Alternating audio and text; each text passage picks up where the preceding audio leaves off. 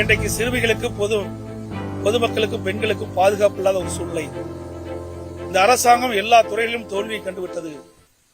எங்கள் இல்லத்தில் நாளை நடைபெறுகின்ற மாபெரும் பொதுக்கூட்டத்தில் எப்படியெல்லாம் அந்த பொதுக்கூட்டத்தில் மக்கள் கலந்து கொள்கிறார்கள், அதற்கு எப்படியெல்லாம் ஏற்பாடு செய்ய வேண்டும் என்று கலந்து ஆலோசிக்கப்பட்டிருக்கின்றன. நாளை நடைபெறுகின்ற கூட்டம் தமிழகத்தில் மிகப்பெரிய மாற்றத்தை ஏற்படுத்துகின்ற கூட்டமாக இருக்கும். சுமார் 5 லட்சம் பேர் அந்த பொதுக்கூட்டத்திலே கலந்து கொள்கிறார் என்பதை மகிழ்ச்சியுடன் இந்த நேரத்தில் தெரிவித்துக் கொள்கின்றேன். இந்த தொடக்கம் எங்களுடைய கூட்டணியுடைய வெற்றிக்கு அச்சாணியாக அமையும். இன்றைக்கு தமிழகத்தில் சட்ட ஒழுங்கு அடியோடு சீர்கெட்டு விட்டது.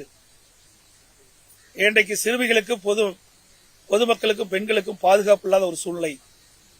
இந்த அரசாங்கம் எல்லா துறைகளிலும் தோல்வியை கண்டுவிட்டது. எல்லா துறைகளிலும் ஊழல் நிறைந்து இருக்கின்றன.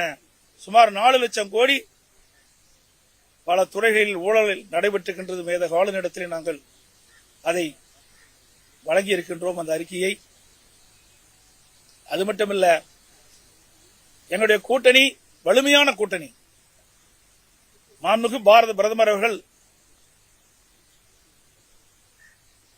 இந்திய நாட்டினுடைய பொருளாதாரத்தை உயர்த்துவது மட்டுமல்ல, மேக் இன் இந்தியா அதை நடைமுறைப்படுத்தி இந்தியா எதிர்காலத்திலே ஒரு வல்லரசு நாடாக உருவாக்குவதற்கு அனைத்து முயற்சியும் எடுத்துக் கொண்டிருக்கின்றார்கள்.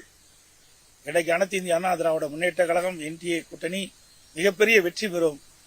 மத்தியிலே பாரத பிரதமர் மோடி அவர்கள் தலைமையிலே ஆட்சி, தமிழகத்திலே அதிமுக ஆட்சி நிலவும். அப்பொழுது தமிழகம் மிகப்பெரிய ஏற்றத்தை பெறும், மிகப்பெரிய வளர்ச்சி பெறும். இதுநாள் வரை இல்லாத ஒரு வளர்ச்சியை இந்த தேர்தல் மூலமாக வெற்றி பெற்று மக்களுக்கு வழங்கும் என்பதை இந்த நேரத்தில் தெரிவித்துக் கொள்கின்றேன். பாஜகவுக்கு எத்தனை இடங்கள் என்று முடிவு பண்ணியிருக்கிறார்?